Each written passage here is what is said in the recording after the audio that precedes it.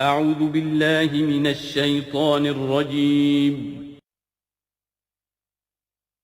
بسم اللہ الرحمن الرحیم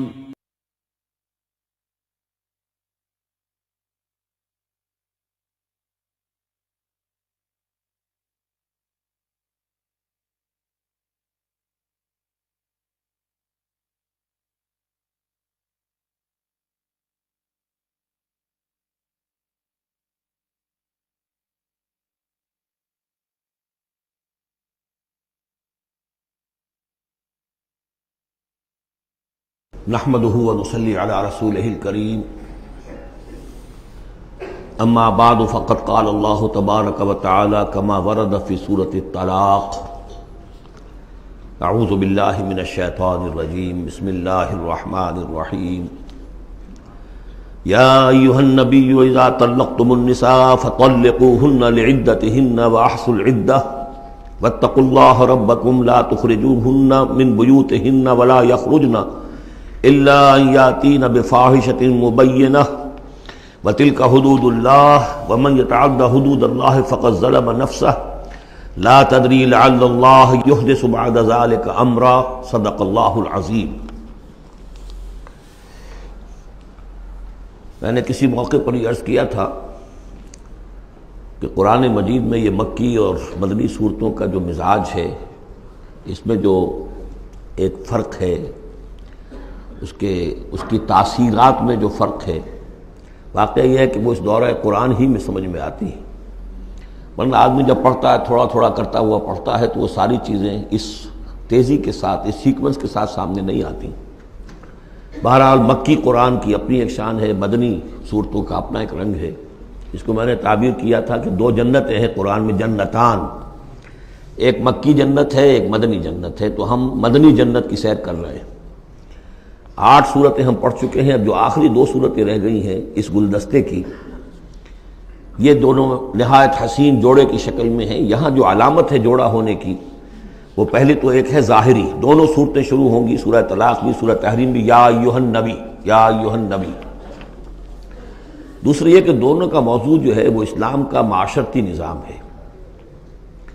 اسلام کا معاشرتی نظام اور خاص طور پر آئلی نظام، آپ کو معلوم ہے اس کی اتنی اہمیت ہے کہ سورہ بقرہ سے بات شروع ہوئی، 4 رکوع وہاں پر مفصل انہی موضوعات پر آئے، پھر سورہ نساء میں مفصل بحثیں آئیں، پھر یہ کہ سورہ نور میں، سورہ احزاب میں، پھر مجادلہ میں ہم نے دیکھا کہ ایک مسئلہ آ گیا زہار کا، اور اب یہاں پر 2 صورتیں مکمل آ رہی ہیں اس 10 صورتوں کے مجموعے میں بھی۔ تو اس سے اندازہ ہونا چاہیے کہ اس آئلی قوانین کا اور معاشرتی جو ویلیوز ہیں اسلام کی، ان کی کتنی اہمیت ہے اللہ تعالیٰ کے نزدیک۔ ان میں جو 2 جوڑے کے جو یہ 2 فرد ہیں، تو گھریلو زندگی میں 2 امکانی صورتیں پیدا ہوتی ہیں۔ ایک تو معتدل تو یہ ہے کہ جو اللہ کے حقوق ہیں ان کو فائق رکھا جائے، اس کے نیچے جو اللہ نے حق شوہر پر بیوی کا رکھا ہے وہ بیوی ادا کرے، جو بیوی پر شوہر کا حق ہے، جو فرض ہے وہ شوہر جو ادا کرے۔ تو یہ فرائض اور حقوق کا ایک توازن ہے جو اللہ تعالیٰ نے قائم کیا ہے۔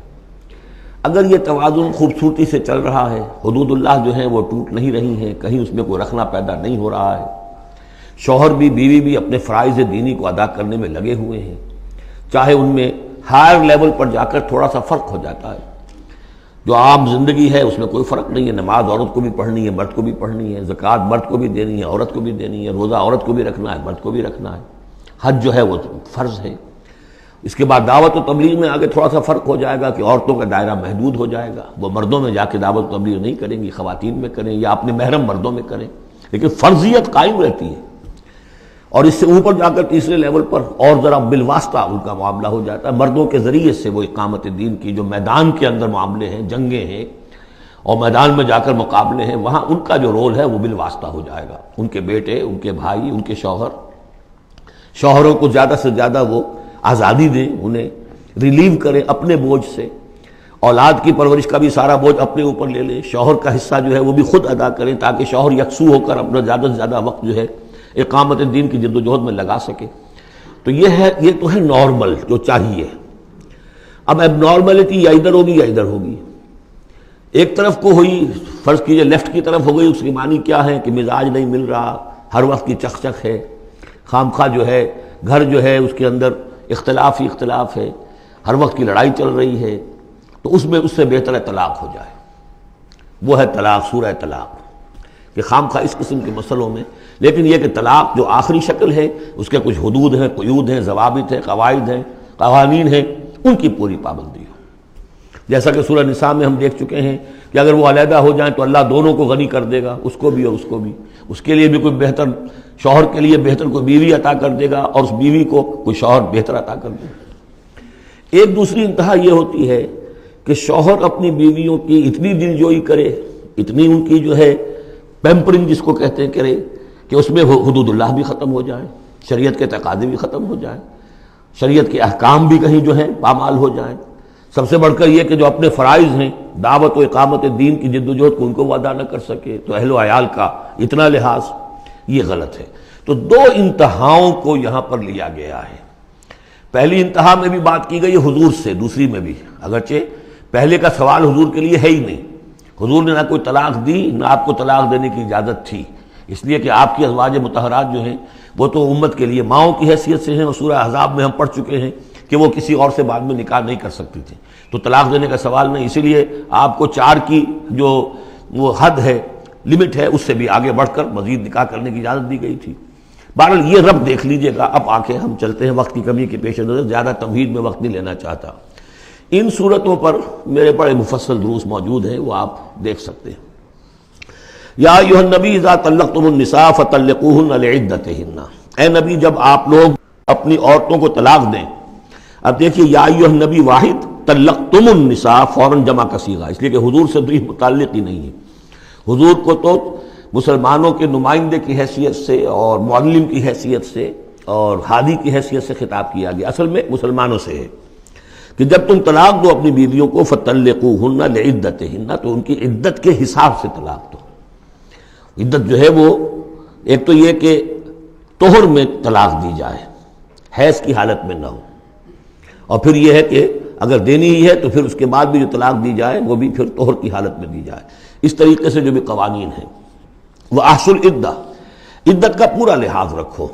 وہ عدت اس طریقے سے بھی ہے کہ مطلقہ جو ہے جو عدت اس کی ہوگی اس کے اندر وہ کوئی اور شادی نہیں کر سکتی، البتہ عدت پوری کرنے کے بعد وہ آزاد ہوگی۔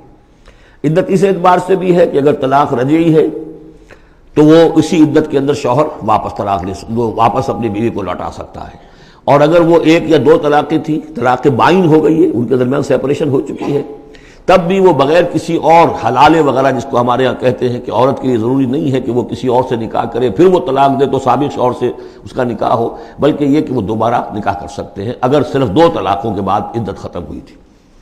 تو یہ تمام قواعد و ضوابط ہیں۔ واتقوا اللہ ربکم، اور اللہ کا تقوی اختیار کرو جو تمہارا رب ہے۔ لا تخرجوہن من بیوتہن، انہیں مت نکال باہر کرو ان کے گھروں سے کہ بس غصے میں آئے ہوئے ابھی طلاق بھی نکل جاؤ میرے گھر سے، یہ نہیں، یہ قطعاً غلط بات ہے۔ اس کی عدت ہے اور اس عدت کے اندر وہ تمہارے ہاں رہ سکتی ہے، تمہیں رکھنا ہے اسے اپنے ہاں۔ ولا یخرجن، وہ خود بھی نہ نکلے، الا ان یاتین بفاحشۃ مبینہ، البتہ اگر کوئی کھلی بے حیائی کی بات ہوئی ہے، کوئی بدکاری کی ہے عورت نے، وہ معاملہ اور ہو سکتا ہے کہ اس میں کوئی سختی کی جائے، عام حالات میں نہیں۔ وتلک حدود اللہ، یہ اللہ کے حدود ہیں۔ ومن یتعدی حدود اللہ، اور جو اللہ کی حدود سے تجاوز کرے گا، فقد ظلم نفسہ، تو اس نے تو اپنے اوپر بڑا ظلم کیا۔ لا تدری لعل اللہ یحدث بعد ذلک امرا، تمہیں نہیں معلوم کہ شاید اس کے بعد اللہ تعالیٰ کوئی نئی صورت پیدا کر دے۔ غصے میں آ کے ایک طلاق دی، بیوی ابھی عدت کے اندر گھر ہی میں ہے، ہو سکتا ہے کہ وہ غصہ ختم ہو جائے، اسی میں ایک ہی طلاق دی تھی رجوع کر لیا جائے، اللہ تعالیٰ کیا پتہ ہے، اور کوئی حالات ایسے پیدا ہو جائیں، نئی صورت پیدا ہو جائے کہ اس سے آگے بات بگڑے ہی نہ۔ فَإِذَا بَلَغْنَ أَجَلَهُنَّ، البتہ جب عدت پوری ہو گئی ان کی جو میعاد ہے، فام سے اب تمہیں فیصلہ کرنا ہوگا، فَأَمْسِكُوهُنَّ بِمَعْرُوفٍ أَوْ فَارِقُوهُنَّ بِمَعْرُوفٍ، یا تو اب طے کر لو کہ اگر رجوع کرنا ہے تو بس اپنے گھر میں روکو، لیکن بھلے طریقے سے، یہ نہیں کہ انہیں ستانے کے لیے کہ جو روک لیا جائے، اور فارقوہن، یا پھر ان کو چھوڑ دو، ان سے علیحدگی اختیار کر دو، وہ بھی بالمعروف، بمعروف دستور کے مطابق بھلے طریقے سے۔ وَأَشْهِدُوا ذَوَيْ عَدْلٍ مِّنْكُمْ، اور اس رجعت اگر تم رجوع کر رہے ہو تو 2 اپنے گواہوں، 2 اپنوں میں سے جو معتبر لوگ ہوں جن پر اعتماد کیا جا سکتا ہے، انہیں گواہ بنا لو کہ میں نے طلاق دی تھی، اب میں اس کو رجوع کر رہا ہوں، تو یہ 2 گواہ اس کے ہیں۔ وَأَقِیمُوا الشَّهَادَةَ لِلَّهِ، اور یہ گواہی قائم کرو اللہ کے لیے۔ ذَلِكُمْ يُوعَظُ بِهِ، یہ ہے جو جس کی نصیحت کی جا رہی ہے، من کان یؤمن باللہ والیوم الآخر، اس شخص کو کہ جو ایمان رکھتا ہو اللہ پر اور یوم آخر پر۔ جیسے ہم نے 2 جگہ دیکھا کہ حضور کا اسوہ حسنہ ہے، لیکن کس کے لیے؟ اپنی جگہ تو وہ اسوہ حسنہ کاملہ ہے، لیکن اس سے استفادہ کون کرے گا؟ من کان یرجو اللہ والیوم الآخر وذکر اللہ کثیرا۔ حضرت ابراہیم اور ان کے ساتھیوں کی زندگی میں بھی اسوہ ہے، کس کے لیے؟ من کان یرجو اللہ والیوم الآخر۔ اسی طرح یہاں فرمایا ذالک یوعظ بہ، یہ وعد اور نصیحت تو کی جا رہی ہے، لیکن کس کے لیے؟ من کان یؤمن باللہ والیوم الآخر، جو ایمان رکھتا ہو اللہ پر اور یوم آخر پر۔ اب اس کے بعد اس سورہ مبارکہ میں یہ بڑا عجیب مقام ہے اس اعتبار سے قرآن کا۔ عجیب کے معنی کیا ہے؟ دل لبھانے والا، حسین۔ یہاں اللہ کے تقوی کا جو مقام اور مرتبہ واضح کیا جا رہا ہے، اللہ کی نگاہ میں اگر واقعتاً حقیقی تقوی ہے، صحیح تقوی ہے، قلب کا تقوی ہے، جیسے کہ حضور فرماتے تھے اپنے دست مبارک سے 3 مرتبہ آپ نے اشارہ کیا اپنے سیرہ مبارک کی طرف، التقوی ہا ہونا، التقوی ہا ہونا، التقوی ہا، تقوی یہاں ہوتا ہے۔ دل میں تقوی ہے تو تقوی ہے، باقی لباس اور وضاقت یہ ساری متقیوں کسی بنا لی اور اندر کا معاملہ نہیں ہے تو یہ بہروپ ہے، یہ تقوی نہیں ہے۔ لیکن حقیقی تقوی ہو تو پھر اس کا کیا مقام ہے؟ اب دیکھیے پہلی بات آ رہی ہے، وَمَن يَتَّقِ اللَّهَ يَجْعَلْ لَهُ مَخْرَجًا، جو شخص اللہ کا تقوی اختیار کرے گا اللہ اس کے لیے راستہ پیدا کر دے گا، جہاں بالکل نظر نہیں آئے گا کہ کوئی راستہ، اللہ راستہ پیدا کر دے گا۔ بالکل نظر نہیں آ رہا تھا موسیٰ کے ساتھیوں کو کہ اب کیسے بچیں گے، پیچھے لشکر آگے، آگے سمندر ہے، اللہ نے راستہ پیدا کیا۔ خود حضرت ابو بکر کا جو حال ہو گیا تھا کہ حضور اگر انہوں نے ذرا بھی دیکھ لیا، نیچے اپنے قدموں کی طرف بھی نگاہ ڈالی تو ہم نظر آ جائیں گے، آپ نے فرمایا لا تحزن ان اللہ معنا، راستہ نکالتا اللہ۔ پھر حضور گئے طائف، لیکن وہاں سے خالی ہاتھ آئے، مدینے میں اللہ نے خود ہی کھڑکی کھول دی، 6 آدمی ایمان لے آئے، آپ گئے ہی نہیں اور وہاں انقلاب بھی آ گیا۔ عظیم، اس اعتبار سے اللہ مخرج پیدا کرتا ہے۔ تم صحیح طریقے پر چلتے رہو، تقوی اختیار کرو، صحیح راستے پر جد و جہد کرو، یہ کام اللہ پر چھوڑو۔ کب اسے منظور ہے اس کا کامیاب ہونا؟ جب ہوگا وہ راستہ ایسا کھول دے گا کہ تمہیں گمان بھی نہیں ہوگا۔ وَيَرْزُقْهُ مِنْ حَيْثُ لَا يَحْتَسِبُ، اور اسے رزق دے گا وہاں سے جہاں سے اسے گمان بھی نہیں ہوگا۔ اقامت دین کی جد و جہد ہو، غلبہ دین کی جد و جہد ہو، اپنے آپ کو ان صلاتی و نسکی و محیایا و مماتی اس کا فیصلہ کرنا ہو تو سب سے بڑی رکاوٹ آتی، کھائیں گے کیا؟ تو اللہ تو کہتا ہے راضی میں ہوں، ہے ایمان اور یقین اس پر، کر کے دیکھو تو صحیح، اس پر اعتماد تو کرو۔ لیکن یہ کہ اس پر اعتماد کرنا، توکل، بڑی مشکل بات ہے۔ وہ تو جتنا ایمان ہوگا اتنا ہی اعتماد ہوگا، اور گہرا ایمان ہوگا گہرا اعتماد ہوگا۔ وَمَن يَتَّقِ اللَّهَ يَجْعَلْ لَهُ مَخْرَجًا وَيَرْزُقْهُ مِنْ حَيْثُ لَا يَحْتَسِبُ وَمَن يَتَوَكَّلْ عَلَى اللَّهِ فَهُوَ حَسْبُهُ۔ یہ تو ابھی تقوی والے کی بات ہے کہ وہ وہاں سے رزق دے گا جہاں سے اسے ملے گا بھی نہیں، اور جس نے اللہ پر توکل کر لیا تو وہ اس کے لیے بہت کافی ہو جائے گا۔ توکل کر کے تو دیکھو، حسبہ، وہ اس کے لیے کافی ہے۔ یہاں تک فرمایا ہے حدیث میں، من کان فی حاجت اخیہ کان اللہ فی حاجتہ، اگر کوئی مسلمان اپنے کسی بھائی کی ضرورت پوری کرنے میں لگ رہا ہے، اپنا وقت صرف کر رہا ہے، اللہ اس کی ضرورت پوری کرنی شروع کر دیتا ہے۔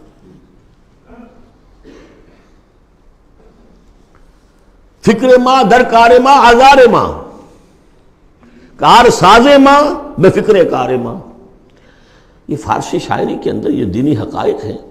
کار ساز ماں بے فکر کار ماں، میرا کارساز میرے کاموں کی فکر کر رہا ہے، میں نے اپنے آپ کو اس کے کام کے لیے لگا دیا۔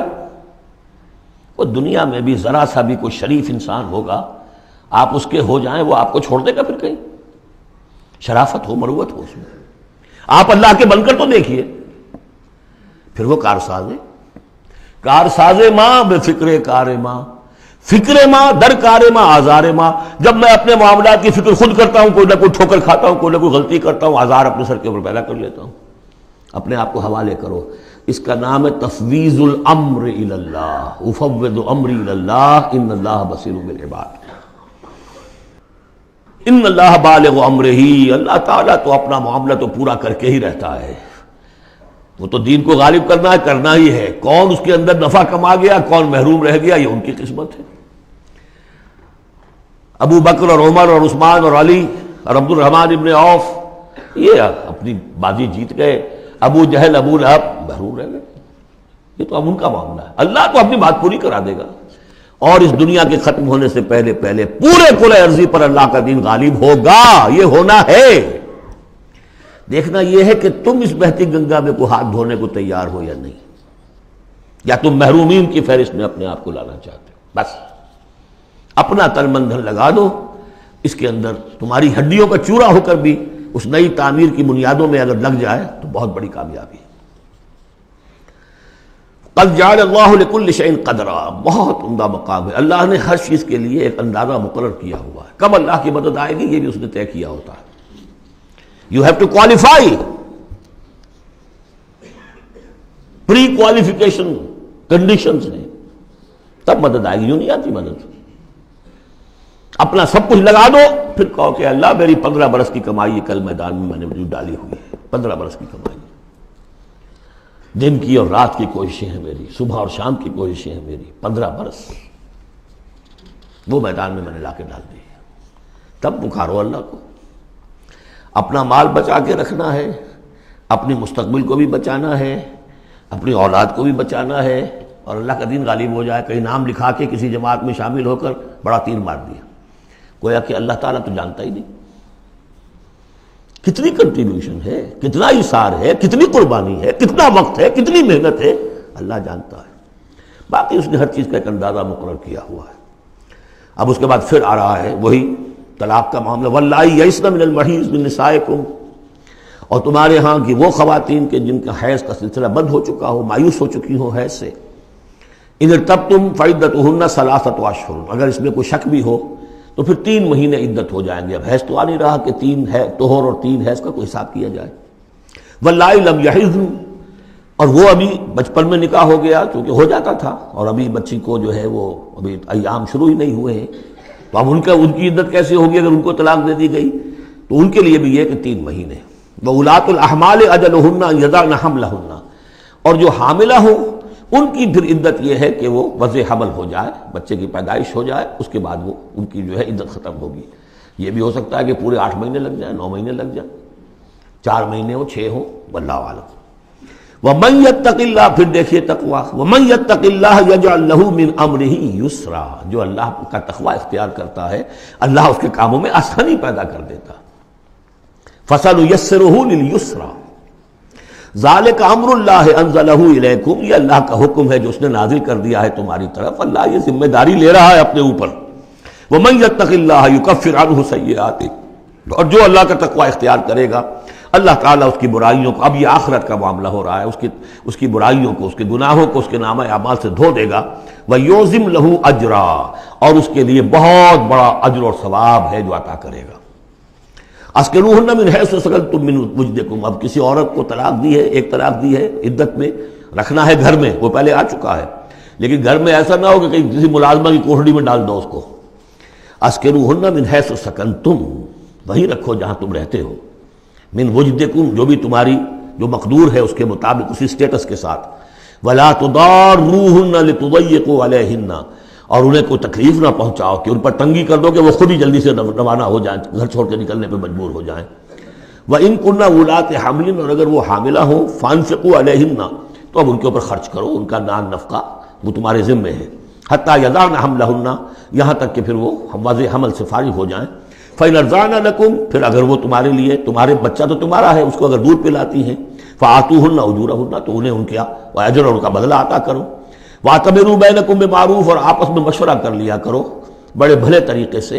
اگر طلاق بھی ہو گئی کوئی بات نہیں، انسان تو ہے نا، انسانی سطح پر، اب شوہر بیوی نہیں رہے لیکن انسان تو ہے، انسانی سطح کے اوپر بات کر لی جائے.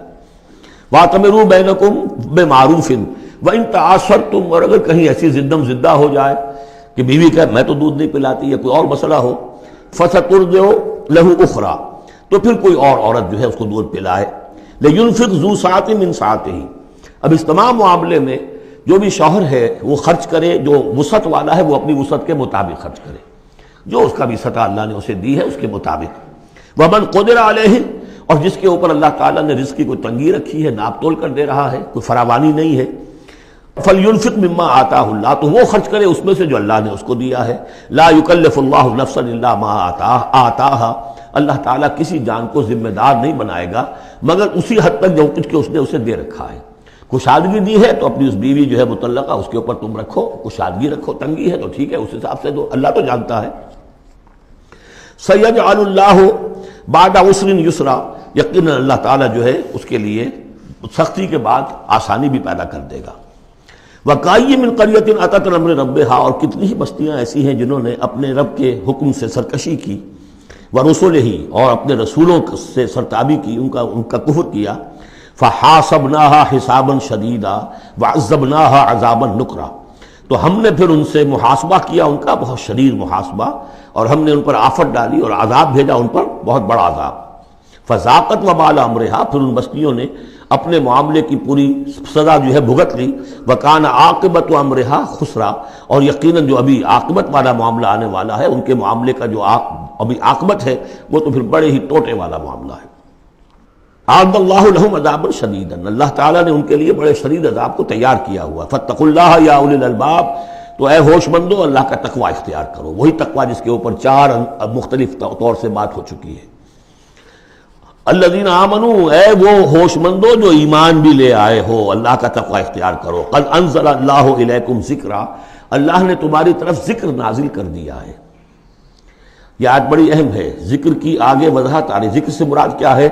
رسولا یتلو علیکم آیات اللہ مبینات لیخرج الذین آمنوا وعملوا الصالحات من الظلمات الی النور، رسول کہ جو پڑھ رہا ہے آیات اللہ کی تم پر، تمہیں سنا رہا ہے، اور وہ آیات بینات ہیں تاکہ نکالے وہ تمہیں، ان لوگوں کو جو ایمان لائے اور جنہوں نے نیک عمل کیے، اندھیروں سے نور کی طرف۔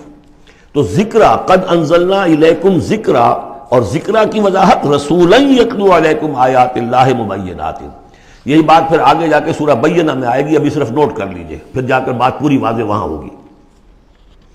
وَمَن يُؤْمِن بِاللَّهِ وَيَعْمَلْ صَالِحًا يُدْخِلْهُ جَنَّاتٍ تَجْرِي مِن تَحْتِهَا الْأَنْهَارُ خَالِدِينَ فِيهَا أَبَدًا، اور جو کوئی اللہ پر ایمان رکھتا ہے اور نیک عمل کرتا ہے، اور نیک عمل سے مراد ایمان کے جملہ تقاضے ہیں۔ اب نیک عمل جب مکے میں جب تک تھے حضور، نیک عمل کیا تھا؟ ابھی شراب بھی حرام نہیں ہے، جوا بھی حرام نہیں ہے، سود بھی حرام نہیں ہے، پہلے 10 برس نماز 5 گانا بھی نہیں ہے۔ اس وقت نیک عمل کا کیا مطلب ہے؟ اللہ پر ایمان اور اس کی دعوت، اور تکلیف آئے تو استقامت اور جھیلنا۔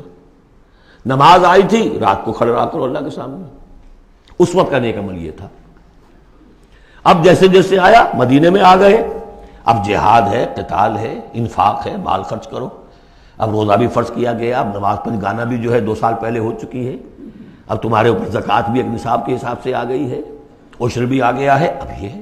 تو جس وقت دین کا جو تقاضا ہے وہ پورا کرنا، جملہ تقاضے، وہ عمل صالح ہے۔ ہمارا تصور یہ ہوتا ہے جہاں قرآن میں عمل صالح آیا، نماز، روزہ، ذکر، یہ اذکار، یہ ہمارے ذہن میں آتا ہے، ہم اس کو پڑھتے ہیں اپنے ذہن میں صرف ان چیزوں کے حوالے سے، جبکہ عمل، جدوجہد، محنت، وہ ہر جگہ جو حکم ہے جس وقت کا حکم ہے۔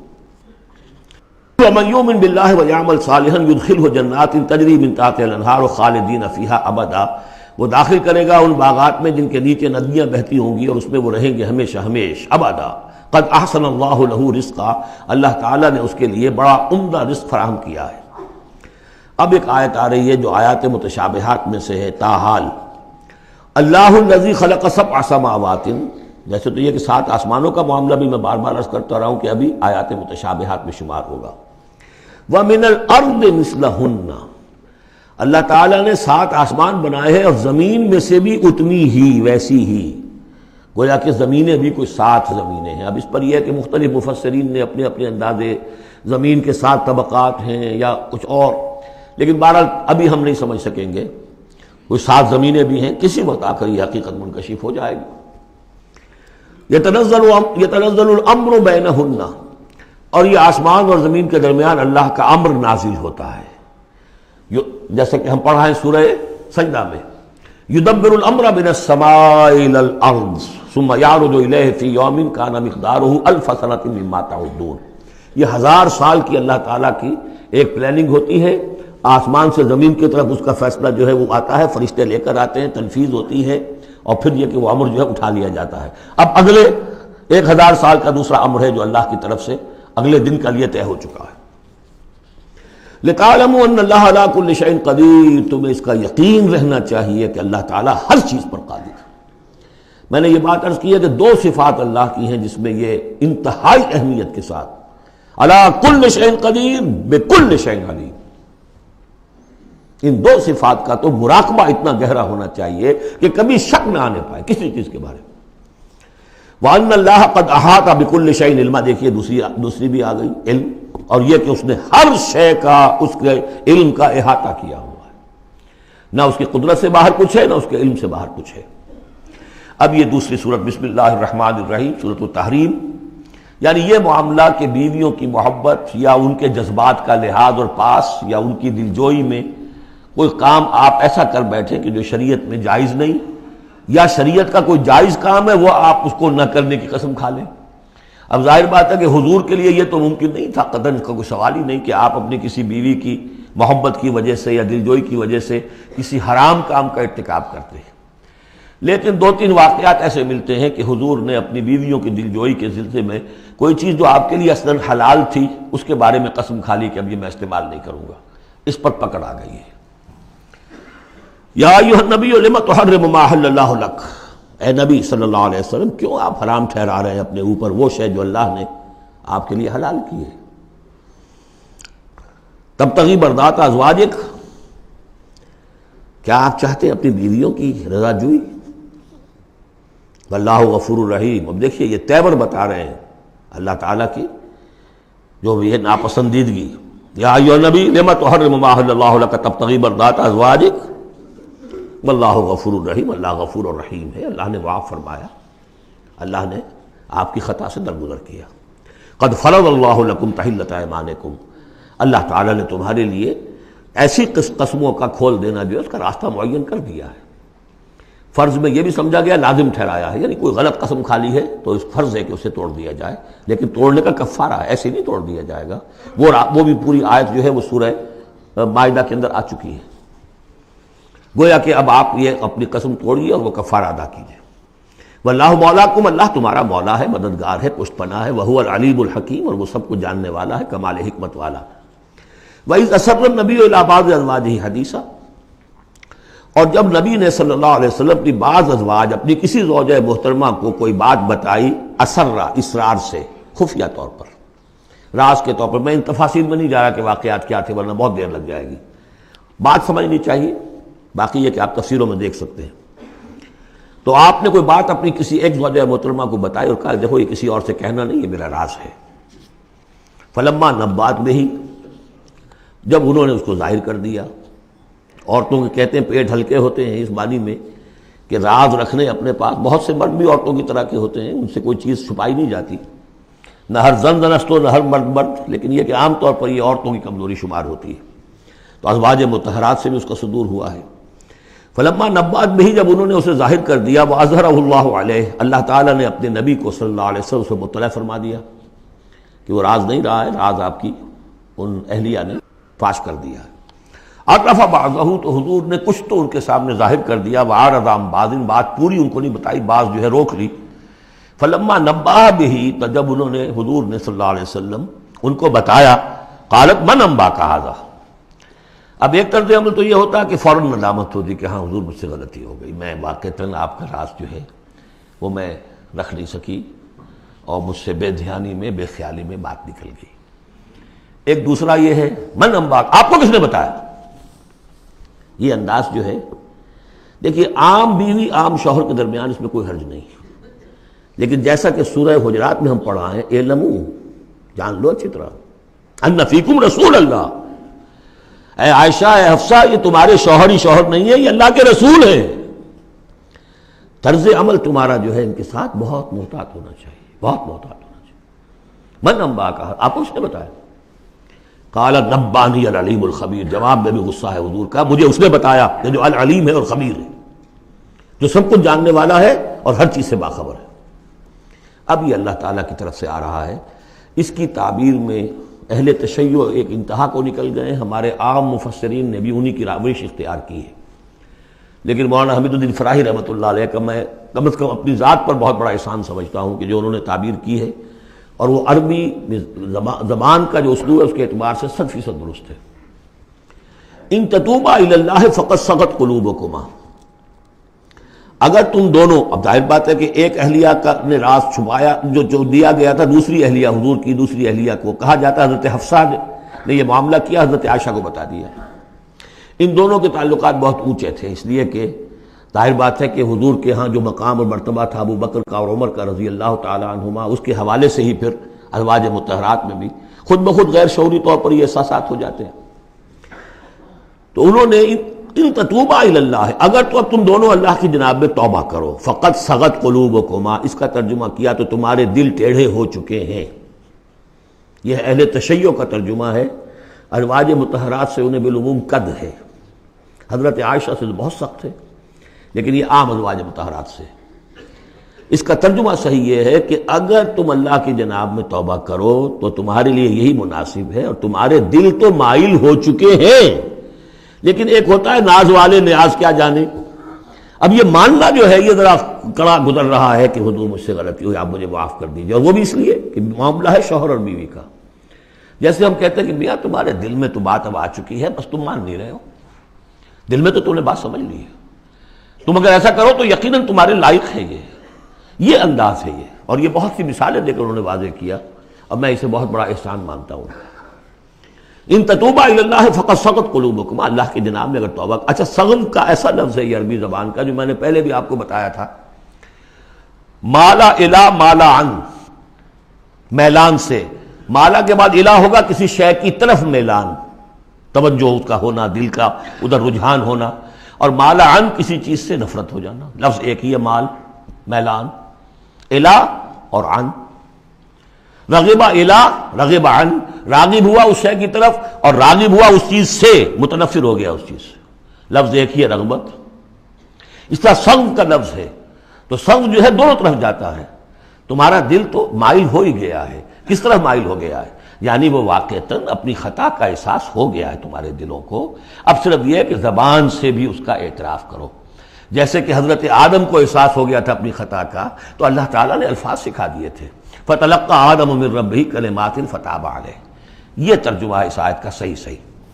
ان تتوبا الی اللہ فقد صغت قلوبکما وان تظاہرا علیہ، اور اگر اب جیسے کہ قاعدہ ہے عام طور پر حضور کی بھی کوئی ہلکا سا سہو اگر ہو جاتا تھا تو کس قدر انداز جو ہے سخت ہو جائے قرآن مجید کے اندر، اس لیے کہ بڑے لوگوں کے معاملے بڑے ہیں، الرب رب من تنزل والعبد عبد من ترقى، اسی طرح جو بھی اونچے لوگ ہیں ازواج مطہرات ہیں تو ان کا بھی جو بھی اظہار ناپسندیدگی ہو رہا ہے اللہ کی طرف سے، اس میں الفاظ بڑے سخت ہیں۔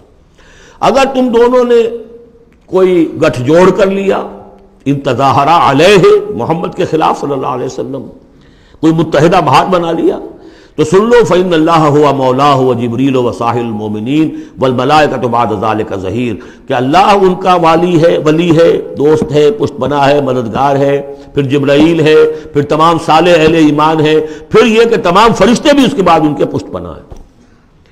تو ان کے ساتھ معاملہ جو ہے وہ ان کے مقام کی مناسبت سے کرو، چاہے وہ تمہارے شوہر ہیں اور تم ان کی بیوی ہو، لیکن معاملہ کرو اس میں تمہارے امتی ہونے کا پہلو جو ہے وہ کہیں نگاہ سے اوجھل نہ ہو، وہ اللہ کے رسول ہیں، تم امتی ہو۔ عسیٰ ربہ، ابھی اور سختی آ رہی ہے، امید ہے کہ ان کا رب ان طلقکن، اگر تم سب کو طلاق دے دے، ان یبدلہ ازواجا خیرا منکن، کہ بدل دے تم سے کہیں بہتر بیویاں ان کو عطا کر دے، مسلمات مومنات قانتات تائبات عابدات سائحات ثیبات وابکارا، یہ سارے اوصاف ان میں واو ہے ہی نہیں، بیک وقت یہ سارے اوصاف ہوں، مسلم بھی ہوں، مومن بھی ہوں، فرما بردار بھی ہوں، توبہ کرنے والیاں، عابدات عبادت گزار، سائحات دنیا کی لذات سے کنارہ کش، سیبات بھی ہو سکتی ہیں، حضور کے نکاح میں تو اکثر سیبہ ہی آئی ہیں، سیبہ وہ ہیں جن کی پہلے کوئی شادی ہوئی ہو، طلاق ہو گئی ہو، یا یہ کہ بیوہ ہو گئی ہوں، اکثر و بیشتر جو آپ کے نکاح ہیں وہ سیبات سے ہیں، وہ ابکارا، اور کنواری بھی، تو ایک غالباً جہاں تک مجھے میرا ذہن ہے صرف ایک حضرت عائشہ صدیقہ ہے رضی اللہ تعالی عنہ کہ جو کنواری حیثیت سے آئی ہیں حضور کے نکاح میں، باقی سب کی سب سیبہ تھیں۔ یہ تو ہو گیا ایک خاص معاملہ عائلی زندگی سے متعلق حاصل کیا ہوا کہ وہ معتدل معاملہ رکھو، حقوق الزوجین اپنی جگہ ہیں، فرائض الزوجین اپنی جگہ ہیں، اللہ کے حقوق اس سے بالا ہیں، ان کو اوپر قائم رکھو، اور اس کے تحت جو ہے جو بھی اللہ نے حقوق معین کر دی ہے، فرائض معین کر دی، ان کو ادا کرو۔ لیکن یہ کہ ادھر اگر ہو گیا معاملہ تو بھی سلیقے سے ہو، بات نہیں بن رہی ہے، اگر رخصت کرنا تو شرافت کے ساتھ اس کے یہ قواعد و ضوابط ہیں، اور اگر ادھر جانا ہے تو روکو اپنے آپ کو کہ کہیں ان کی محبت، یا ایھا الذین آمنوا ان من ازواجکم واولادکم عدوا لکم فاحذروہم، تو ڈرو، ایسا نہ ہو کہ ان کی محبت جو ہے وہ تمہیں کسی غلط راستے پر لے جائے۔ اب جو حصہ آ رہا ہے سورہ مبارکہ کا، اس میں ایک تو یہ 3 آیتیں درمیان میں آ رہی ہیں، وہ تو خاص طور پر جو ہے یوں سمجھیے خواتین سے متعلق نہیں ہے، مردوں سے متعلق ہیں، اور وہ اصل میں سورہ حدید کا سلسلہ جو ہے جو آخر اب اختتام پر آ رہا ہے، اس کا نقشہ جو ہے یہاں پر پھر آ جائے گا۔ یا ایھا الذین آمنوا قوا انفسکم واہلیکم نارا، اہل ایمان بچاؤ اپنے آپ کو اور اپنے اہل و عیال کو آگ سے۔ یعنی دیکھیے ایک نیگیٹو اسپیکٹ تو یہ آیا تھا، یا ایھا الذین آمنوا ان من ازواجکم واولادکم عدوا لکم فاحذروہم، یہ تو نیگیٹو ہے، اپنے آپ کو محفوظ رکھو، ان کی محبت، ان کی دلجوئی تمہیں غلط راستے پر نہ ڈال دے۔ اب یہاں جو پازیٹو ہے، تم جن کے بھی شوہر ہو اور تم جن کے بھی باپ ہو، ان کی زندگی کو دین کے رخ پر ڈالنا تمہاری ذمہ داری ہے، اپنی سی کوشش کرنا۔ حضرت نوح کا ایک بیٹا بھی ان کے نگاہوں کے سامنے غرق ہو گیا، کوئی بات نہیں، لیکن تم کیا کر رہے ہو؟ تم اپنے اہل و عیال کے حق میں سمجھا تم نے یہ ہے کہ صرف نان نقصے کی ذمہ داری ہے، کھانا پلانا ہماری ذمہ داری ہے، بس یہ بہت غلط ہے۔ بندہ مومن ہونے کے ناطے پہلا فرض یہ ہے کہ اپنے اولاد، اپنے اہل و عیال کو آگ سے بچانے کی فکر، تربیت ان کی، دین کے لیے رجحان پیدا کرنا ان میں، اس کے لیے جو بھی ممکن طریقے ہو اختیار کرنا، یہ تمہاری ذمہ داری ہے۔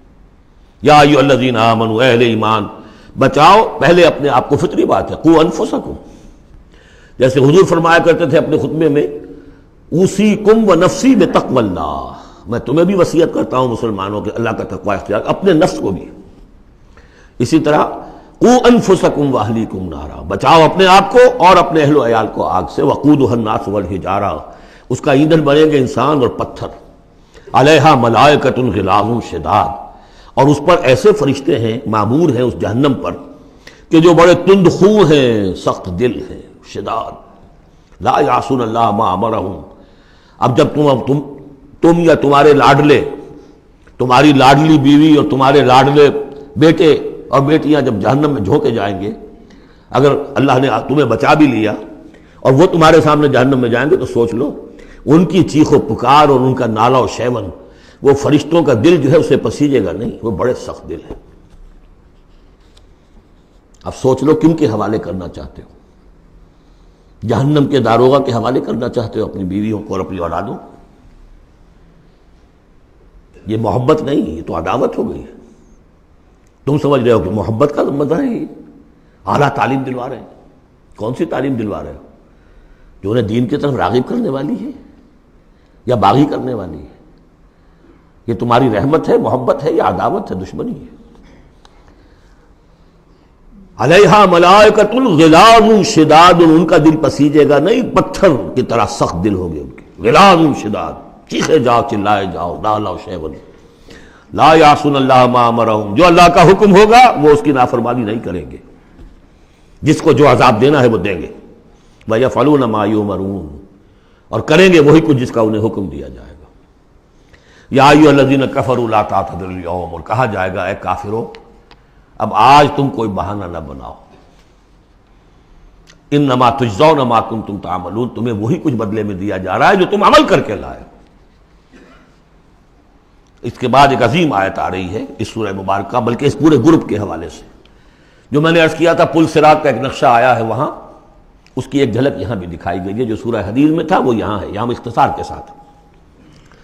یا ایھا الذین آمنوا توبوا الی اللہ توبۃ نصوحا، اہل ایمان توبہ کرو اللہ کی جناب میں بڑے خلوص کے ساتھ، اخلاص کے ساتھ۔ اس توبہ کو یہی نہ سمجھیے کہ خدا نہ خواستہ کوئی شراب پیتا ہے بس اس نے توبہ کر لی، ٹھیک ہے یہ بھی توبہ ہے، کوئی رشوت لیتا ہے ادھر رشوت سے توبہ کر لی، یہ بھی توبہ۔ سب سے بڑی توبہ یہ تم جا کدھر رہے ہو، دنیا کی طرف یا آخرت کی طرف؟ کس کے نقش قدم کی پیروی کر رہے ہو، محمد کی صلی اللہ علیہ وسلم یا کسی اور کی؟ زندگی کا رخ کیا ہے؟ پلٹو، لوٹو اللہ کی طرف، آخرت کی طرف۔ جو آپ پڑھ چکے ہیں سورہ ذاریات، ففروا الی اللہ، دوڑو اللہ کی طرف، لپکو اللہ کی طرف۔ کدھر جا رہے ہو؟ فأین تذهبون، کدھر جا رہے ہو؟ یا ایھا الذین آمنوا توبوا الی اللہ توبۃ نصوحا۔ غفلت میں زندگی گزر گئی، اب بھی جب تک کہ موت کے آثار شروع نہیں ہوتے، چاہے کتنا بڑھاپا آ گیا، موقع ہے۔ فرائض دینی کو سمجھو کہ وہ کیا ہے، ان کو ادا کرنے کے لیے کمر کسو۔ فرائض دینی صرف نماز اور روزہ ہی نہیں ہے، فرائض دینی باطل کے غلبے کے تحت اگر تم زندگی گزار رہے ہو تو اس کے خلاف بغاوت، اس کے لیے جد و جہد۔ یہ نہیں کہ بس کھڑے ہو نعرہ مارو اور کوئی آپ کے اوپر گولیاں چلیں، تیاری کرو اس کے لیے، جماعتی زندگی ہو، ان کی تربیت ہو۔ 12 برس تک مکے میں جو کرتے رہے محمد رسول اللہ صلی اللہ علیہ وسلم، اس کا کوئی عکس ہو۔ وہ کیفیت تو پیدا نہیں ہو سکتی، یہ رتبہ بلند ملا جس کو مل گیا، کوئی عکس اس کا 1000 میں ایک درجے میں کچھ تو ہو۔ یہ پیدا کرو، تیاری کرو، سمجھو منہج انقلاب نبوی کیا تھا۔ توبوا الی اللہ توبۃ نصوحا، خالص توبہ، پاک توبہ۔ یہ نہ ہو کہ دل میں کہیں چور رکھا ہوا ہے کہ پھر کرنا تو ہے وہی کام، توبہ کی تسبیح کر لو، وہ توبہ نہیں۔ اگر تم خالص توبہ کرو گے، عسیٰ ربکم ان یکفر عنکم سیئاتکم، امید ہے تمہارا رب تم سے تمہاری برائیوں کو دور کر دے گا، نامہ اعمال کے دھبے بھی دھو دے گا۔ التائب من الذنب کمن لا ذنب لہ، جو حقیقت میں توبہ کر لے گناہ سے، وہ ایسے جیسے اسے گناہ کبھی کیا ہی نہیں۔ اور یہ کہ آئندہ بھی تمہارے دامن کردار پر جو داغ ہیں وہ بھی دھو دے گا۔ وَيُدْخِلَكُمْ جَنَّاتٍ تَجْرِي مِن تَحْتِهَا الْأَنْهَارُ، داخل کرے گا تمہیں ان باغات میں جن کے دامن میں ندیاں بہتی ہوں گی۔ یوم لا یخزی اللہ النبی والذین آمنوا معہ، جس دن کہ اللہ تعالیٰ نہیں رسوا کرے گا نہ اپنے نبی کو نہ ان کو جو ان کے ساتھ ایمان لائے، صلی اللہ علیہ وسلم ورضی اللہ تعالیٰ عنہم اجمعین۔ نورہم یسعی بین ایدیہم، ان کا نور دوڑتا ہوگا ان کے سامنے، وبایمانہم، اور ان کے داہنی طرف۔ وہی الفاظ جو سورہ حدید میں آئے۔ دل میں ایمان تھا تو نور ایمان سامنے کی طرف اس کا ٹارچ کی روشنی پڑے گی، اور اعمال صالحہ کا نور داہنی طرف ہوگا۔ داہنا ہاتھ اعمال صالحہ کا قاسم ہے۔ یقولون ربنا اتمم لنا نورنا، اور وہ کہتے ہوں گے کہ اے رب ہمارے نور کو کامل فرما دے۔ اس کو مطلب سمجھ لیجئے، حضور نے فرمایا جن کو نور عطا ہوگا، کچھ لوگوں کا نور تو صرف اتنا ہوگا کہ ان کے قدموں کے آگے روشنی ہو جائے گی، وہ بھی بڑی غنیمت ہے۔ اندھیرے میں پگڈنڈی پر چلنا ہو تو وہ اتنی ٹارچ کی روشنی بھی وہ معلوم ہوگا بہت غنیمت ہے۔ لیکن کچھ لوگوں کو ایسا نور ملے گا کہ جس کی روشنی یہاں مدینے سے صنعاء تک جائے گی، یمن کا شہر۔ ابو بکر صدیق کو کون سی روشنی ملے گی؟ ہمیں تو وہ ٹارچ بھی مل جائے تو بہت غنیمت ہے، لیکن جنہیں وہ تھوڑا ملے گا، کیوں تھوڑا ملا؟ کوتاہیاں تھیں، تقصیرات تھیں، کمی تھی، جتنا کرنا چاہیے تھا اتنا نہیں کیا تھا، کچھ بچا بچا کے بھی رکھا تھا۔ تو بچا بچا کے نہ رکھ اسے، تیرا آئینہ ہے وہ آئینہ کہ شکستہ ہو تو عزیز تر ہے نگاہ آئینہ ساز میں۔ لہذا کم ہوگا، پھر وہ دعا کریں گے ربنا اتمم لنا نورنا، اپنے کرم سے، اپنے فضل سے، اپنی شان غفاری سے ہماری کوتاہیوں کو ڈھانپ لے اور ہمارے نور کو بھی کامل فرما دے۔ اتمم لنا نورنا واغفر لنا، ہمیں بخش دے، انک علی کل شیء قدیر، یقیناً اے اللہ تو ہر شے پر قادر ہے، تیرا ہاتھ کون روک سکتا ہے۔ یا ایھا النبی جاہد الکفار والمنافقین واغلظ علیہم ومأواہم جہنم وبئس المصیر، اے نبی صلی اللہ علیہ وسلم جہاد کیجئے کافروں سے بھی اور منافقوں سے بھی۔ یہ آیت جوں کی تو سورہ توبہ میں بھی آ چکی ہے۔ واغلظ علیہم، سختی کیجئے، آپ کی طبیعت میں نرمی ہے، اور اس نرمی کا ناجائز فائدہ اٹھاتے ہیں منافقین، کیونکہ قانونی ان کو پروٹیکشن حاصل ہے، مسلمان تو ہے وہ، تو آپ ان کے ساتھ بھی وہ معاملہ کرتے ہیں کہ جو اہل ایمان کے ساتھ کرتے ہیں۔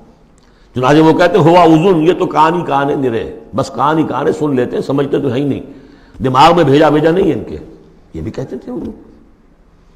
لیکن آپ سختی کیجئے، یا ایھا النبی جاہد الکفار والمنافقین واغلظ علیہم، ومأواہم جہنم، ان کا ٹھکانہ جہنم ہے، وبئس المصیر، اور بہت ہی برا ٹھکانہ ہے۔ اب جو ان دو صورتوں میں خواتین کا معاملہ آیا، اس کے حوالے سے اب یہ مقام آ رہا ہے بہت اہم، اس بات کو واضح کرنے کے لیے کہ خواتین اس غلط فہمی میں مبتلا نہ ہوں کہ اللہ کے ہاں سوال جواب جو ہونا ہمارے شوہروں سے ہی ہونا ہے، ہم سے کیا ہے، ہم تو ان کے تابع ہیں۔ ہر عورت ایک مکمل انسان ہے، فل ہیومن بینگ، اور جہاں تک اس کی ایک آنر کا تعلق ہے، dignity and honour, human dignity, وہ بالکل مساوات طور پر شیئر کرتی ہے، اخلاقی طور پر مساوات ہے بالکل، اور ہر ذمہ دار ہے اپنے فرائض کی، عورت بھی جیسے کہ مرد ہے۔ اس کا اپنا ایمان ہوگا، عمل صالح ہوگا تو اللہ کے ہاں بیڑا پار ہوگا، اپنا ایمان اور عمل صالح نہیں ہے تو شوہر بڑے سے بڑا ہو وہ بچا نہیں سکے گا۔ یہ حقیقت کو واضح کرنے کے لیے 3 خواتین بلکہ 4 خواتین کی مثال یہاں آئی ہے۔ ضرب اللہ مثلا للذین کفروا امرأۃ نوح وامرأۃ لوط، اللہ تعالیٰ نے مثال بیان کی ہے کافروں کے لیے نوح کی بیوی اور لوط کی بیوی کی۔ کانتا تحت عبدین من عبادنا صالحین، وہ دونوں تھیں ہمارے 2 بہت صالح بندوں کے تحت، ان کے نکاح میں تھیں۔ فخانتاہما، تو انہوں نے ان سے خیانت کی۔ فلم یغنیا عنہما من اللہ شیئا، تو نہ بچا سکا انہیں ان کا شوہر، ان کے دونوں شوہر جو ہیں نہ بچا سکے اپنی دونوں بیویوں کو کچھ بھی۔ بیوی بھی غرق ہوئی، حضرت نوح علیہ السلام کی وہ بیوی، اور حضرت لوط کی وہ بیوی بھی اسی طریقے سے جو پتھراؤ ہوا اسی میں ہلاک ہوئی۔ تو نہ یہاں وہ بچا سکے شوہر، وقیل ادخلوا النار مع الداخلین، اور کہہ دیا جائے گا داخل ہو جاؤ جہنم میں داخل ہونے والوں کے ساتھ، کوئی شوہر تمہیں نہیں بچا سکتا، چاہے وہ نوح اور لوط ہوں۔ لوط تو خیر اولو العزم من الرسل میں ان کا شمار عام طور پر نہیں ہوتا، حضرت لوط تو بہت اولو العزم، 950 برس جنہوں نے دعوت دی ہے۔ اسی لیے حضور اپنے گھر کی خواتین کو جمع کر کے پھر کہا فرمایا کرتے تھے، یا فاطمہ بنت محمد انقذی نفسک من النار فانی لا املک لک من اللہ شیئا، یا صفیہ عمۃ رسول اللہ انقذی نفسک من النار فانی لا املک لک من اللہ شیئا، اے فاطمہ محمد کی نور چشم، لخت جگر، اپنے آپ کو آگ سے نکالو، بچاؤ، مجھے کوئی اختیار حاصل نہیں ہوگا تمہارے بارے میں اللہ کے ہاں۔ اے صفیہ، اللہ کے رسول کی پھوپھی، اپنے آپ کو آگ سے بچاؤ، اس لیے کہ مجھے کوئی اختیار حاصل نہیں ہوگا۔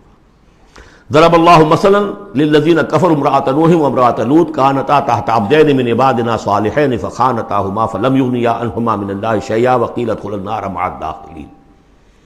یہ میں بیان کر چکا ہوں ایک دفعہ پہلے بھی کہ اہل تشیع کا خیال یہ ہے کہ یہ زانیہ تھیں دونوں بیوییں، اہل سنت اس کو تسلیم نہیں کرتے۔ خیانت صرف اسی معاملے میں نہیں ہوتی، خیانت رازداری میں سب سے بڑی خیانت ہے، کہ جو راز ہوتے تھے یہ وہ اپنے دشمن، جو حضور انبیاء کے رسولوں کے دشمن تھے، اپنی قوم کے لوگوں کو ان کے راز پہنچا دیتی تھی، یہ خیانت تھی۔ اس لیے کہ سورہ نساء میں جو آیا ہے فالصالحات قانتات حافظات للغیب، غیب کے اندر حفاظت کرنا پوری۔ ظاہر بات ہے کہ بیوی سے زیادہ بڑھ کر تو کوئی نہیں ہوتا کہ جو شوہر کی باتوں سے واقف ہو، تو یہ خیانت ہے اہل سنت کے نزدیک ہو۔ لیکن بہرحال نتیجہ یہی ہے کہ وہ پھر جہنمی ہے، اور صرف نبی کی بیوی ہونے کے ناطے سے انہیں چھٹکارا نہیں مل جائے گا۔ وضرب اللہ مثلا للذین آمنوا امرأۃ فرعون، اور اہل ایمان خواتین کے لیے اللہ تعالیٰ نے مثال بیان کی ہے فرعون کی بیوی کی، آسیہ ان کا نام تھا۔ اذ قالت رب ابن لی عندک بیتا فی الجنہ، اب اس ایک جملے میں ان کی پوری ذہنی اور نفسیاتی کیفیت سامنے آ رہی ہے، جبکہ اس اللہ کی بندی نے کہا پروردگار میرے لیے تو جنت میں اپنے پاس ایک مکان بنا لے، وَنَجَّنِي مِن فِرْعَوْنَ وَعَمَلِهِ، مجھے نجات دے اس فرعون سے بھی اور اس کے عمل سے بھی، وَنَجَّنِي مِنَ الْقَوْمِ الظَّالِمِينَ، اور اللہ جلد از جلد مجھے نجات دے ان ظالموں کی قوم سے۔ یعنی موت کی آرزو کر رہی ہیں، محل میں عیش و آرام ہر طرح کا حاصل ہوگا، کیا نہیں ہوگا، لیکن اللہ کے ساتھ ایمان کا معاملہ یہ ہے، اور شوہر کا جو بھی خدائی کا دعویٰ کر کے بیٹھا ہوا ہے، کیا اس نے کفر کا اور اس کا معاملہ ہے، تو ان کے اندر بیزاری کتنی ہے اپنے اس شوہر سے۔ تو گویا کہ 2 انتہائی مثالیں آ گئیں، بہترین شوہروں کے ہاں بدترین انجام والی بیویاں، اور بدترین شوہر کے ہاں بہترین انجام والی بیوی جس کا کہ ذکر ہو رہا ہے۔ اور سب سے اونچی جو خواتین ہوں گی حضرت مریم، حضرت آسیہ، حضرت خدیجہ، حضرت عائشہ، حضرت فاطمہ، یہ یوں سمجھیے چوٹی کی خواتین ہوں گی قیامت میں۔ تو اس حوالے سے یہ جو آسیہ ہیں یہ بھی انہی میں۔ وَمَرْيَمَ ابْنَتَ عِمْرَانَ الَّتِي أَحْصَنَتْ فَرْجَهَا، تیسری مثال دی ہے، عورت خود بھی نیک ہو اور اسے نیک تربیت مل جائے، نیک ماحول مل جائے۔ وَكَفَّلَهَا زَكَرِيَّا، حضرت زکریا جو ہیں انہوں نے ان کی کفالت کی، ان کی پرورش کی، ان کو اپنے پاس رکھا، تربیت کی، ایک نبی کے آغوش تربیت میں پلی ہیں، لہذا وہ نور علی نور ہے۔ وَمَرْيَمَ ابْنَتَ عِمْرَانَ الَّتِي أَحْصَنَتْ فَرْجَهَا فَنَفَخْنَا فِيهِ مِن رُوحِنَا، تو ہم نے پھونک ماری اس میں اپنے روح کی۔ وَصَدَّقَتْ بِكَلِمَاتِ رَبِّهَا، اور اس نے تصدیق کی اپنے رب کی تمام باتوں کی، جو بھی وحی کے ذریعے سے فرشتے بتاتے رہے کہ اے مریم تجھے اللہ نے چن لیا ہے، اور اے مریم تمہارے لیے اللہ کا فیصلہ یہ ہے کہ تیرے ہاں بیٹا ہوگا، یہ ساری باتیں انہوں نے مانی تسلیم کی۔ صدقت بکلمات ربها وکتبہ، اور جو اس کی کتابیں تھیں، ظاہر بات ہے کہ تورات ان کے پاس موجود تھی، زبور ان کے پاس موجود تھی، انبیاء کے اور صحیفے ان کے پاس موجود تھے۔ یہ تو صرف 1900 سال پر پہلے کی بات ہے جو ہم کر رہے ہیں اس وقت۔ All the prophets of the Old Testament, ان کے تمام صحیفے، پوری اولڈ ٹیسٹمنٹ موجود تھی۔ وکتبہ، اور اس کی تمام کتابوں کی انہوں نے تصدیق کی۔ وکانت من القانتین، اور وہ تو بہت ہی فرما بردار بندیوں میں سے تھیں۔ تو تین چیزیں تو آ گئی، چوتھی کسر رہ گئی کہ نہیں رہ گئی؟ آپ نے کچھ سوچا یا نہیں؟ بہترین شوہر کے ہاں بدترین بیوی، بدترین شوہر کے ہاں بہترین اور خاتون، ایک خاتون نور علی نور، خود بھی نیک، ماحول بھی نیک۔ چوتھی کون سی بات رہ گئی؟ خود بھی بدتینت اور شوہر اس سے بڑھ کر، بلکہ یہ کہنا مشکل ہو جائے کہ شوہر زیادہ بدتینت ہے یا وہ خود زیادہ بدتینت ہے۔ اس کی مثال معلوم ہے کہاں ہے؟ تبت یدا ابی لہب وتب ما اغنی عنہ مالہ وما کسب سیصلی نارا ذات لہب وامرأتہ حمالۃ الحطب فی جیدہا حبل من مسد۔ یہ پھر جب وہاں پہنچیں گے پڑھیں گے، شوہر بھی بدتینت، بیوی بھی بدتینت، ظلمات بعضها فوق بعض۔ اللہ کے فضل و کرم سے سورہ تحریم ختم ہوئی، اب ہم پھر آ رہے ہیں مکی جنت میں داخل ہو رہے ہیں۔ یہاں سے اب آخری گروپ شروع ہو رہا ہے۔ آخری منزل تو سورہ قاف سے شروع ہوئی تھی، چھٹا گروپ مکی اور مدنی صورتوں کا یہاں ختم ہو گیا۔ 7 صورتیں، حسین ترین صورتیں قرآن کی، وہ پہلی 7 صورتیں تھیں، سورہ قاف، سورہ ذاریات، سورہ طور، سورہ نجم، سورہ قمر، سورہ رحمان، عروس القرآن، پھر سورہ واقعہ، پھر یہ 10 صورتیں آ گئیں، سورہ حدید، سورہ مجادلہ، سورہ حشر، سورہ ممتحنہ، سورہ صف، سورہ جمعہ، سورہ منافقون، سورہ تغابن، سورہ طلاق، سورہ تحریم۔ اب پھر یہ مکی قرآن مجید، یہ آخری گروپ ہے۔ اس میں بھی پہلی 6 صورتیں جو ہیں وہ 3 کے سب گروپس کی شکل میں ہیں۔ سورہ ملک بڑی، جیسے سورہ قاف وہاں تھی اسی مقام پر یہاں سورہ ملک ہے، بہت جامع، اس کی تاثیر، اور یہ بہت حضور کو عزیز تھی۔ آپ کی کے معمولات میں سے تھا، رات کو سوتے ہوئے آپ سورہ ملک پڑھا کرتے تھے، اور اس کی آپ نے تلقین کی ہے۔ بسم اللہ الرحمن الرحیم، تبارک الذی بیدہ الملک وہو علی کل شیء قدیر، بڑی بابرکت ہے وہ ہستی جس کے ہاتھ میں ہے بادشاہی، راج اس کا ہے۔ یہ ہے دین کا سیاسی پہلو، پوری کائنات پر اس کا راج چل رہا ہے۔ دنیا میں بغاوت ہے، کیوں ہے؟ وہ اپنے ایمان کے دعوے داروں کا امتحان لینا چاہتا ہے بس، ورنہ سورج، چاند، گیلیکسیز، پوری کائنات اور خود ہمارے جسم کا ایک ایک ذرہ اس کے قانون کا پابند ہے، تابع ہے۔ ہمارا جسم ہمارے اختیار میں کہاں ہے؟ میں تنگ آ جاتا ہوں، 2 دن ہوتے ہیں یہاں سے تو طبیعت خراب ہو جاتی ہے، جب تک کہ وقت لگتا ہے کینچی لے کر بیٹھتا ہوں۔ اگر میں چاہوں کہ یہاں بال نہ آئے، میرا جسم ہے، میرا تو اختیار نہیں، وہ تو آئیں گے۔ تو ہمارا جسم بھی جہاں تک اس کی فزیولوجی کا تعلق ہے، اس کی اناٹومی کا تعلق ہے، یہ سارا اللہ کے قانون کے تابع، میرے تابع تو نہیں۔ میں چاہوں میرا دل ذرا رک جائے، جب چاہوں میں اس کو سٹارٹ کر دوں، تو یہ تو نہیں ہوگا، جب بند ہوگا بند ہو جائے گا، میرے اختیار میں نہیں ہے۔ لیکن یہ کہ جو ہماری اختیاری زندگی ہے اس میں ہم نے طے کر لیا ہے کہ اللہ کی نہیں مانیں گے، اپنی مانیں گے، اپنی مانیں گے، اپنی بیویوں کی مانیں گے، اور جو بھی نظام ہے اس کے ساتھ وفاداری کریں گے، چاکری کریں گے، ان کی ملازمت کریں گے، ان کے رتھوں کے اندر ہم بیل بن کر جتیں گے تاکہ ہمیں عیش ملے، دنیا کے اندر ہمارے لیے مقامات ہوں، ہماری عیش، بس اللہ خیر صلی اللہ۔ تو یہ ہے اصل میں امتحان۔ ورنہ بادشاہی یہاں اب بھی اسی کی ہے. یہ صرف ہلدی کی گانٹھ ہے جسے لے کر ہم پنساری بن کر بیٹھ گئے. میری مرضی، میرا خیال، میرا نظریہ یہ ہے، اور ہمارے نزدیک جو ہے طریقتکم المثلی، ہمارے جو کلچر ہے، مثالی نظام جو ہم نے بنایا ہے، ہمیں اس کی حفاظت کرنی ہے. تبارک الذی بیدہ الملک وہو علی کل شیء قدیر، وہ ہر چیز پر قادر ہے.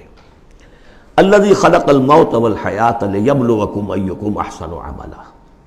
اب دیکھیے ہم نے حیات انسانی کا جو اب تک سمجھا ہے، جس کو کہ عمر نے، جو کہ بہت بڑا شاعر ہے، اس نے اپنی بیوی سے خطاب کر کے کہا ہے حیات ثم موت ثم بعث حدیث و خرافات یا ام عمری. یہ کیا ہے زندگی پھر موت پھر زندگی، یہ کیا سب حدیث و خرافات معاذ اللہ. ہم نے بھی دیکھا پہلے کنتم امواتا فاحیاکم ثم یمیتکم ثم یحییکم ثم الیہ ترجعون. یہ وقفے کیوں ڈالے گئے؟ یہ موت کا وقفہ کیوں ڈال کر زندگی کا ایک حصہ نکال دیا علیحدہ؟ 30 40 50 60 سال یہ دنیا کی زندگی، پھر موت کا وقفہ. موت ایک زندگی کا وقفہ ہے، یعنی آگے بڑھیں گے دم لے کر. کیوں؟ اس کی حکمت بتائی جو ہم پڑھائیں سورہ واقعہ میں. قدرنا بینکم الموت، تمہاری ہی زندگی کا تسلسل ہے جس میں ہم نے ایک وقفہ موت کا ڈال دیا ہے. کیوں ڈالا ہے؟ خلق الموت والحیاۃ لیبلوکم ایکم احسن عملا. یہ جو چنک علیحدہ کیا ہے یہ اس لیے کہ تمہاری آزمائش ہو، امتحان ہو، تمہیں جانچا جائے. وہ 3 گھنٹے کا امتحان ہوتا تھا جو دیتے تھے تم کبھی اسکولوں میں، اب یہ 30 برس کا سمجھ. اور واقعی 30 برس ہی ہوتے ہیں آدمی کے پاس. پہلی زندگی کے 20-25 برس ویسے گزر گئے، شعوری ابھی نہیں ہے، اور پھر ایک خاص عمر کے بعد جو ہے آگاہ ڈھیلے پڑ گئے، اور پھر یہ کہ کیلا یعلم من بعد علم شیئا. 30 نہیں ہوں گے 40 مل جائیں گے آدمی کو. کام تو یہی ہوتا اس کی زندگی کا. لیکن اس لیے ہے لیبلوکم ایکم احسن عملا، تاکہ تمہیں جانچے پرکھے دیکھے تم میں سے کون ہے اچھے عمل کرنے والا. اب دیکھیے علامہ اقبال کی جو نظم ہے زندگی کے موضوع پر، واقعہ یہ ہے کہ بہت چوٹی کی چیز ہے، بہت عمدہ چیز. تو اسے پیمانہ امروز فردا سے نہ ناپ، جاویداں پہم دواں ہر دم جواں ہے زندگی. قلزم ہستی سے تو ابھرا ہے مانند حباب. جیسے سمندر میں ایک بلبلا سا ہوتا ہے، کتنی زندگی ہوتی ہے بلبلے کی. قلزم ہستی سے تو ابھرا ہے مانند حباب، اس زیاں خانے میں تیرا امتحان ہے زندگی. خلق الموت والحیاۃ لیبلوکم ایکم احسن عملا. ہے کبھی جان اور کبھی تسلیم جان ہے زندگی. کبھی زندگی جان سے مترادف ہے، عبارت ہے، کبھی جان دینا اصل زندگی ہے.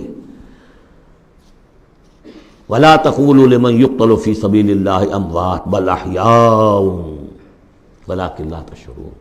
ہے کبھی جان اور کبھی تسلیم جان ہے زندگی. اصل زندگی جو ہے وہ جان دے دینے سے حاصل ہوتی. الذی خلق 7 سماوات طباقا، وہ اللہ جس نے بنائے 7 آسمان ایک دوسرے کے اوپر. آیات متشابہات میں سے ہے. ما تری فی خلق الرحمن من تفاوت، تم نہیں دیکھ پاؤ گے اللہ کی تخلیق میں کہیں کوئی فرق. اتنا محکم نظام ہے، اتنا محکم نظام. کیا کسی سائنسدان نے آج تک یہ بھی کہا کہ تخلیق میں یہاں نقص ہے؟ کسی نے کہا؟ زوالوجی کی فیلڈ میں یا باٹنی کی فیلڈ میں یا کسی اور فیلڈ میں، جیولوجی کی فیلڈ میں، ایسٹرونومی کی، کسی نے کہا ہے؟ ما تری فی خلق الرحمن من تفاوت فارجع البصر هل تری من فطور. پھر ذرا دوبارہ لوٹا لو اپنی نگاہ، دیکھ لو، ہر میدان میں دیکھ لو، کہیں تمہیں کوئی رکھنا نظر آتا ہے؟ اگر یہ تخلیق کامل ہے تو کامل حقیقت میں کون ہے؟ اس کا خالق، اس کا باری، اس کا مصور. بس یہ نظر نہیں آتا. سائنسدان سب کچھ دیکھ رہے ہیں، ڈھونڈنے والا ستاروں کی گزرگاہوں کا اپنے افکار کی دنیا میں سفر کر نہ سکا. بڑے بڑے صاحب بصیرت و بڑے بڑے عقل مند اپنی ناک تلے کے پتھر سے ٹھوکر کھاتے ہیں. دیکھ رہے ہیں ٹیلیسکوپ سے ٹھوکر کھا رہے ہیں وہاں جو سامنے پتھر پڑا ہوا ہے اس سے. یہ ہو رہا ہے آج ہمارے ساتھ. سپر جیل کا مسئلہ کر رہے ہیں، پھر لوٹاؤ ذرا اپنی نگاہ کو 2 مرتبہ اور. ینقلب الیک البصر خاسئا وہو حسیر. تمہاری نگاہ تھک ہار کر لوٹ آئے گی، تمہیں ہماری تخلیق میں کہیں کوئی رکھنا، کوئی دراڑ نظر نہیں آئے گی. بارک اللہ لی ولکم فی القرآن العظیم ونفعنی وإیاکم بالآیات والذکر الحکیم۔